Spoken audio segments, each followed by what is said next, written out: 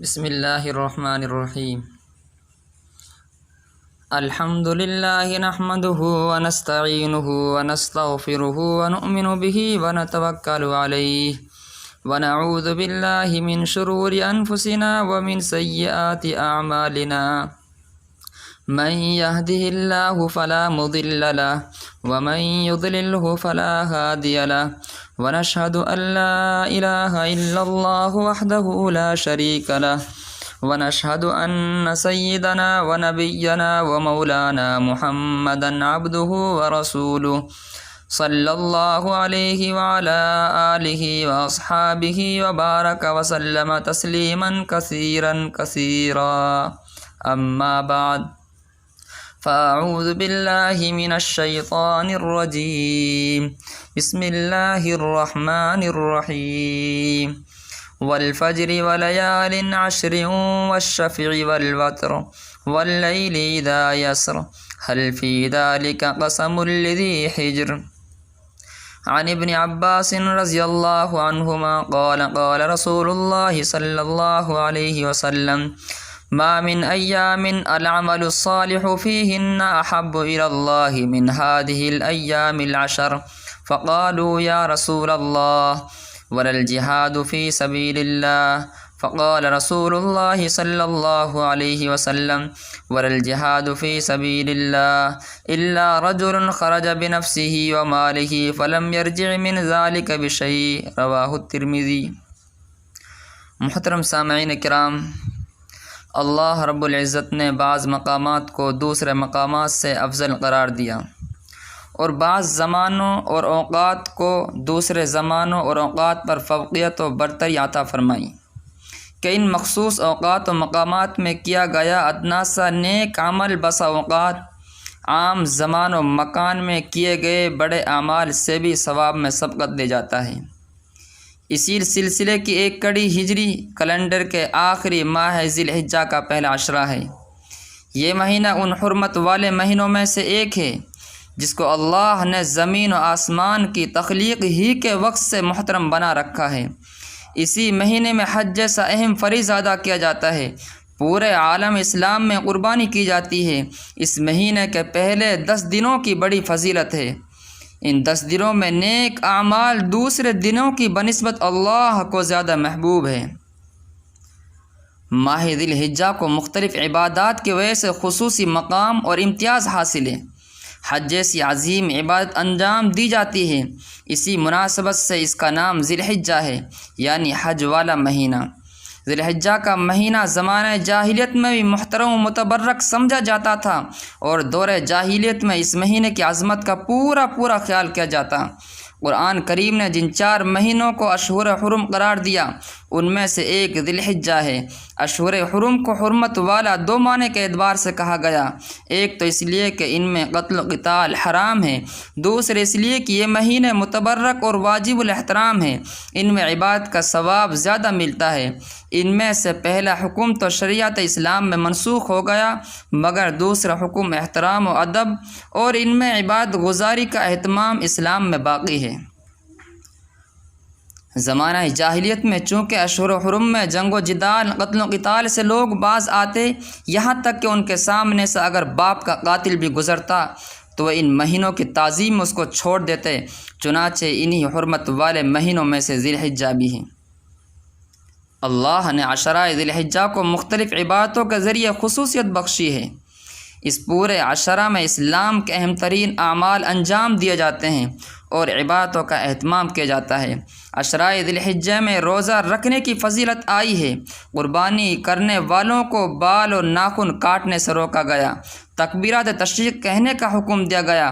حج جیسی عظیم عبادت انجام دی جاتی ہے اور قربانی کا اہم ترین عمل بھی اسی میں کیا جاتا ہے۔ اسی دن مسلمانوں کی دوسری بڑی اور اہم عید الاضحیٰ منائی جاتی ہے۔ ان تمام خصوصیت کی بنا پر اس عشرہ کی اہمیت اور افضلیت 2 چند ہو جاتی ہے۔ محترم سامعین کرام، قرآن کریم میں اللہ پاک کا ارشاد ہے والفجر ولیال عشر، قسم ہے فجر کی اور 10 راتوں کی۔ یہاں 10 راتوں سے ذی الحجہ کی ابتدائی 10 راتیں مراد ہیں۔ تفسیر ابن کثیر میں لیال عشر کی مراد کے سلسلے میں مفسرین نے مختلف ائمہ تفسیر کی رائے بیان کرنے کے بعد فرماتے ہیں صحیح یہ ہے کہ اس سے مراد عشرہ ذی الحجہ ہے، اور تائید کے طور پر مسند احمد سے ایک روایت نقل کرتے ہیں، نبی کریم صلی اللہ علیہ وسلم نے ارشاد فرمایا ان العشر عشر الاضحیٰ، عشرہ سے مراد ذی الحجہ کا عشرہ ہے۔ لہذا بات ثابت ہو جاتی ہے آیت مذکور میں لیال عشر سے مراد ذی الحجہ کے عشرہ کی راتیں ہیں۔ اب غور کیا جائے کہ اللہ رب العزت نے ان آیات میں فجر اور 10 راتوں کی قسم کھائی ہے، اور یہ بات واضح ہے کہ لوگ اسی چیز کی قسم کھاتے ہیں جو ان کے نزدیک محتم بالشان ہوں۔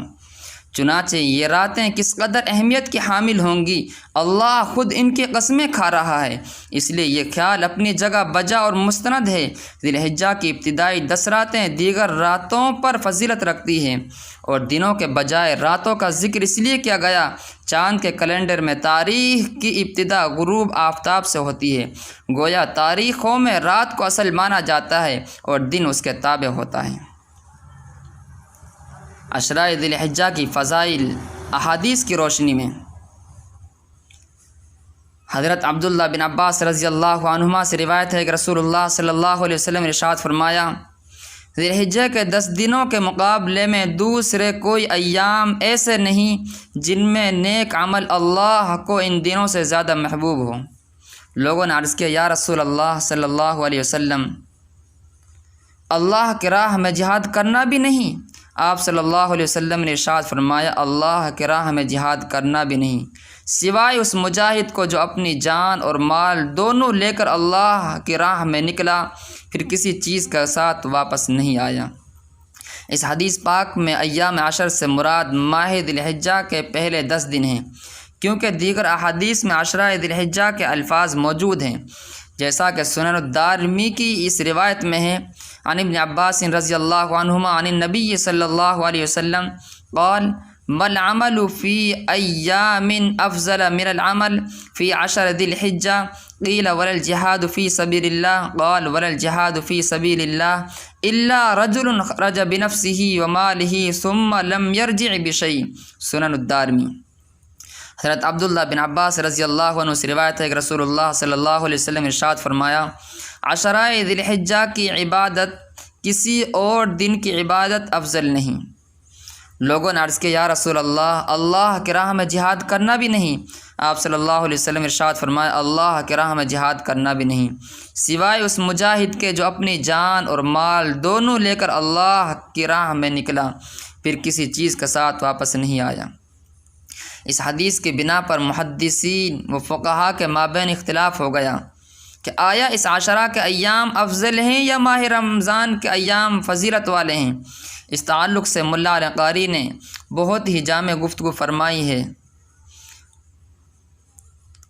علماء کے اس سلسلے میں اختلاف ہے رمضان کا آخری عشرہ افضل ہے یا عشرہ ذی الحجہ، تو بعض علماء نے فرمایا اس حدیث کی وجہ سے یہ عشرہ افضل ہے، بعض علماء نے فرمایا روزہ اور لیلۃ القدر ہونے کی وجہ سے رمضان کا عشرہ اخیر افضل ہے، اور مختار مذہب یہ ہے کہ دن تو ماہ ذی الحجہ کے عشرہ اول کے افضل ہیں، اس لیے کہ ایام میں یوم عرفہ ہے، اور راتیں رمضان کے آخری عشرہ کی افضل ہیں شب قدر کی وجہ سے، اس لیے کہ یوم عرفہ سال کے تمام دنوں میں افضل ہے اور شب قدر سال کی تمام راتوں میں افضل ہے۔ نبی کریم صلی اللہ علیہ وسلم کے ارشاد ہے سید الشہور شہر رمضان و اعظمها حرمة ذو الحجہ۔ عشرہ ذی الحجہ کے روزے، رسول اللہ صلی اللہ علیہ وسلم نے فرمایا تمام دنوں میں کسی دن میں بھی بندے کا عبادت کرنا اللہ کو اتنا محبوب نہیں جتنا ذی الحجہ کے عشرہ میں محبوب ہے۔ اس عشرہ کے ہر دن کا روزہ سال بھر کے روزوں کے برابر ہے، اور اس کی ہر رات کی نوافل شب قدر کے نوافل کے برابر ہے۔ رواہ الترمذی۔ ان 10 ایام میں کوئی بھی نیک عمل معمول سے زیادہ ثواب رکھتا ہے، اور روزہ تو ایک عظیم الشان عمل ہے جس کے بارے میں اللہ رب العزت فرماتے ہیں روزہ کا بدلہ میں خود ہوں، اس لیے ان ایام میں روزہ رکھنا عظیم سعادت اور ثواب کا ذریعہ ہے۔ مزید برآں خود نبی کریم صلی اللہ علیہ وسلم کا ذی الحجہ کے ابتدائی 9 دنوں میں روزہ رکھنا ثابت ہے۔ یوم عرفہ کی اہمیت اور اس کا روزہ، نویں ذی الحجہ یعنی عرفہ کے دن کے روزے کی خاص فضیلت احادیث میں بیان کی گئی۔ سئل عن صوم عرفہ فقال یکفر السنۃ الماضیہ والباقیہ، رواہ مسلم۔ رسول اللہ صلی اللہ علیہ وسلم سے عرفہ یعنی نویں ذی الحجہ کے روزے کے بارے میں پوچھا گیا تو آپ صلی اللہ علیہ وسلم نے فرمایا، یہ ایک سال گزشتہ اور سال آئندہ کے صغیرہ گناہوں کا کفارہ کر دیتا ہے۔ یوم عرفہ کے دن کی عظمت کو بیان کرتے ہوئے آپ صلی اللہ علیہ وسلم نے فرمایا کہ کوئی دن ایسا نہیں جس میں اللہ تعالی عرفہ نویں ذی الحجہ کے دن سے زیادہ بندوں کو جہنم سے نجات دیتے ہوں، اور اللہ تعالی عرفہ کے دن بندوں کے سب سے زیادہ قریب ہوتے ہیں۔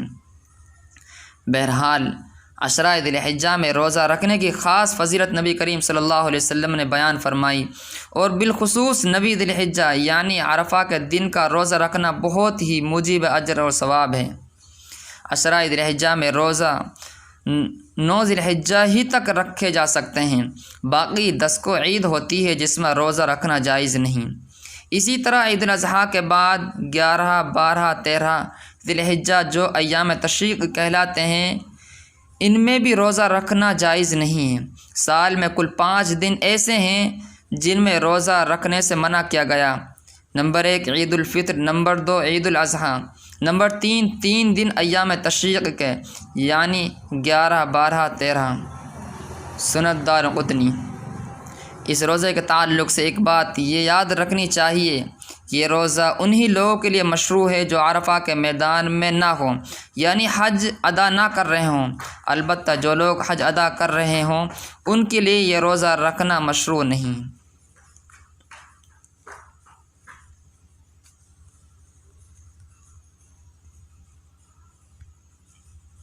عشرہ ذی الحجہ کی 10 تاریخ کو عید منائی جاتی ہے۔ عید الاضحیٰ کا دن مسلمانوں کے لیے بہت ہی تاریخی اور عظمت کا حامل دن ہے۔ یہ دن صرف عید کی خوشی سے مست ہو جانے والا دن نہیں بلکہ ایک عظیم پیغام اور سبق دینے والا دن ہے۔ مسلمان عید الاضحیٰ کے دن جانور کی قربانی کرتے ہیں، اور صاحب حیثیت اور مالک نصاب افراد اپنی جانب سے قربانی انجام دیتے ہیں۔ اضحیٰ قربانی کو کہتے ہیں کیونکہ بقرعید کے روز جانوروں کی قربانی کی جاتی ہے، اس لیے اس کو عید الاضحیٰ کہا۔ اللہ تعالی ہر چیز کا تنہا خالق و مالک ہے۔ وہ کبھی ذروں کو آفتاب و مہتاب بنا دیتا ہے، اور کبھی کبھی اوج ثریا جیسی رفیع الشان قدر و منزلت کی حامل شے کو ذلت و پستی میں دھکیل دیتا ہے۔ وہ جب چاہے کسی بھی چیز کو دوسری ہم جنس اشیاء پر فوقیت و برتری عطا کر سکتا ہے۔ چنانچہ اگر عشرہ ذی الحجہ کو سال کے دیگر ایام پر فضیلت بخشی گئی تو کوئی تعجب کا مقام نہیں، لیکن اس دنیا کا نظام اسباب کے ماتحت ہے، اس لیے انسان ہر چیز کی علت تلاش کرتا ہے۔ عشرہ ذی الحجہ کی فضیلت کے سبب کے سلسلے میں بھی علماء نے کچھ نقطے بیان کیے ہیں۔ اس بارے میں حافظ ابن حجر رحمۃ اللہ علیہ فرماتے ہیں، عشرہ ذی الحجہ کی امتیازی شان کا سبب یہ معلوم ہوتا ہے، ان دنوں میں بنیادی عبادات جو کہ نماز، روزہ، صدقہ اور حج ہیں، وہ سب اکٹھی ہو جاتی ہیں اور کسی دن میں جمع نہیں ہوتی۔ اس عشرہ کی فضیلت کا ایک سبب یہ بھی ہے کہ اسی میں یوم عرفہ ہے، جس میں اللہ تعالیٰ نے دین اسلام کو مکمل فرمایا اور اہل اسلام پر اپنی نعمت کا اختتام کیا۔ ظاہر ہے کہ جس دن کسی بھی شخص کو کوئی بڑی نعمت حاصل ہوتی ہے، وہ دن اس کے لیے دائمی طور پر یادگار بن جاتا ہے۔ امام بخاری رحمۃ اللہ علیہ نے سیدنا عمر رضی اللہ عنہ سے ایک روایت نقل کی ہے کہ ایک یہودی نے ان سے کہا، تمہاری کتاب میں ایک آیت ہے جس کو تم پڑھتے ہو، وہ اگر ہم یہودیوں پر نازل ہوتی تو ہم اس کے یوم نزول کو عید مناتے۔ حضرت عمر رضی اللہ عنہ نے پوچھا، کون سی آیت؟ اس نے جواب دیا، الیوم اکملت لکم۔ سیدنا عمر رضی اللہ عنہ نے فرمایا، قد عرفنا ذلك اليوم والمكان الذي نزلت فيه على النبي صلی اللہ علیہ وسلم وهو قائم بعرفہ یوم جمعہ۔ ہمیں وہ دن، وہ جگہ معلوم ہے جہاں یہ آیت نبی کریم صلی اللہ علیہ وسلم پر نازل ہوئی۔ آپ صلی اللہ علیہ وسلم عرفہ میں تھے اور جمعہ کا دن تھا۔ عشرہ ذی الحجہ کی فضیلت کی ایک علت یہ بھی ہے کہ اس کا آخری دن یوم النحر ہے، جس کے بارے میں نبی کریم صلی اللہ علیہ وسلم نے ارشاد فرمایا، افضل الایام عند اللہ یوم النحر و یوم القر، اللہ تعالیٰ کے نزدیک سب سے بہترین دن یوم نحر اور یوم قر ہے۔ یوم النحر سے مراد قربانی کا دن ہے، اور یوم القر کے معنی ہے ٹھہرنے کا دن، اور اس سے مراد 11ویں ذی الحجہ ہے، کیونکہ حجاج اس دن مینا میں ٹھہرتے ہیں۔ اس حدیث میں واضح طور پر نبی کریم صلی اللہ علیہ وسلم نے یوم نحر کی فضیلت بیان فرمائی ہے، اور یہ یوم النحر ذی الحجہ کے پہلے عشرہ کا ہی ایک حصہ ہے، لہٰذا یوم نحر کی وجہ سے عشرہ ذی الحجہ کی فضیلت بھی ثابت ہو جاتی ہے۔ خلاصہ کلام، عشرہ ذی الحجہ بڑی ہی اہمیت اور عظمت والا عشرہ ہے۔ اس کی خصوصیت اور فضیلت احادیث میں بکثرت آئی ہے، اور اسلام کے اہم ترین عبادات اس میں انجام دیے جاتے ہیں۔ اس کی تعظیم اور احترام کرنا چاہیے، اور عبادت وغیرہ کا اہتمام کرنا چاہیے، بالخصوص معاصی اور گناہوں کے کاموں اور نافرمانی والے اعمال سے بچنا ضروری ہے، کیونکہ جب اللہ تعالیٰ نے ان دنوں کی عظمت کو بڑھا دیا اور اس میں عبادت انجام دینے پر اجر و ثواب میں زیادتی ہوگی، اسی طریقے سے ان دنوں کو بے حرمتی کرتے ہوئے گناہوں کا ارتکاب کرنے پر سزا اور عتاب میں بھی اضافہ ہو جائے گا۔ اس لیے ان دنوں کا بطور خاص اہتمام کرنا چاہیے۔ اللہ رب العزت ہمیں عمل کی توفیق عطا فرمائے، آمین یا رب العالمین، وآخر دعوانا الحمد للہ رب العالمین۔